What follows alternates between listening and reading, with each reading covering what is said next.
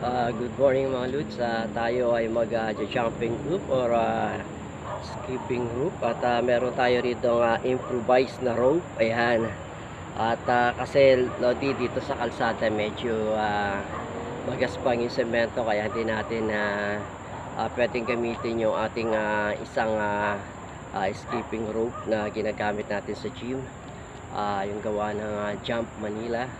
So ito atin muna i-improvise para kasi magaspang yung semento, hindi naman siya gaanong mapupudpod. Ayan. So ayan mga Lodi, try natin mag basic muna tayo.